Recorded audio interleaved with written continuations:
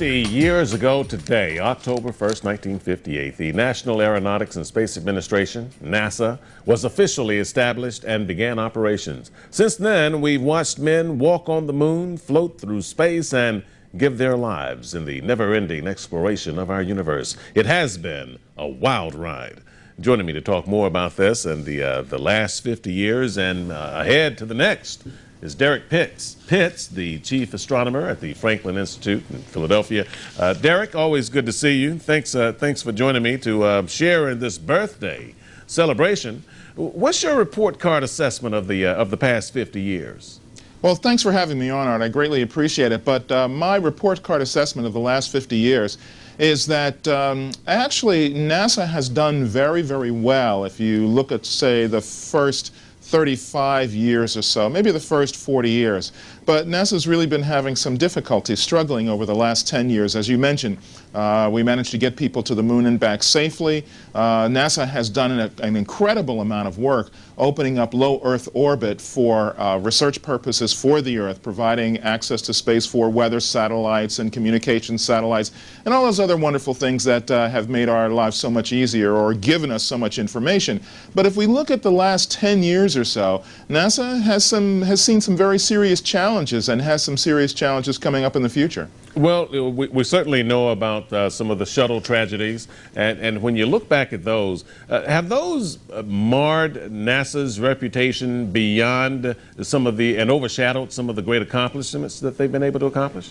Yes, I think so. And while it's always a terrible thing to lose lives in an endeavor like this, it's one of the inherent risks of the work that's being done. We have to remember that space exploration is not easy in any way, shape, or form. The environment is incredibly dangerous. The way in which we get to orbit is very, very dangerous. I mean, people are essentially riding exploding firecrackers, if you will. So, you know, that comes with its risks.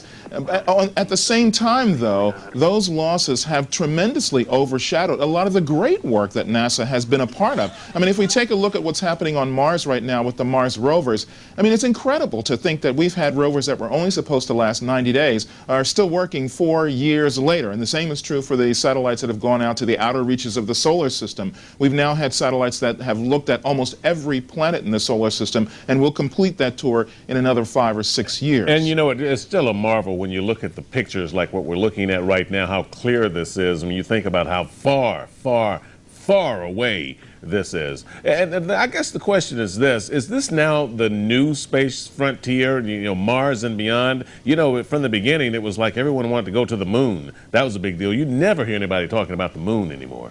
No, you don't. The new exciting thing to do, of course, is to prepare to go to Mars. But as Mike Griffin, the administrator of NASA, said just yesterday, without a doubt, the first stop we have to make is going back to the moon before we go on to Mars. The challenge that NASA has ahead of it is being able to keep the American public's interest so that Congress will continue to provide the funding that's necessary for NASA to do what it does. And that's a very important point, Art, that we need to remember, is that NASA works essentially on a shoestring budget of only $15 billion a year. That's very little money to do as much as it does, and does so well. So despite the challenges and setbacks, yes, you're right, coming up in the future, traveling to Mars, that's going to be the big thing that NASA has to look forward to. And have we seen the level of cooperation and support across the globe that we would expect? At one time, it was a giant competition, you know, with Russia and China and everyone else. And now, aren't we doing a better job of working together, or is there still a great degree of competition in all of this? No, in fact, we're doing very, very well. Our major partner in space exploration these days is Russia, you know, our former enemy in the Cold War against whom we were racing to get to the moon. Not only are they our primary partner, but when the space shuttle program itself ends in 2 years, the Russian launch system will be our only way to get people to International Space Station. So we're more than just partners, we're bosom buddies in this. If we look around the world, though, we find that the other countries that are now providing access to space, that would be China and France, with the ability to go, are working closely with us also. Although it may not be so well known, we do have some work going on with China as well. Okay. And it's a good thing. It's in our favor to do that. All right, I got to move on here, but I just have a quick question here. Did you guys undergo a name change? You're now the Franklin? We are now the Franklin, the same place with that wonderful heart, but now just called the Franklin like everybody knows us. Fantastic. Derek, always enjoyed talking to you. Derek Pitts is the chief astronomer at the Franklin. He's a man who knows his stuff when it comes to space, and he always has. On air, online, on demand. Watch AFR when you want, where you want with CN8, the Comcast network.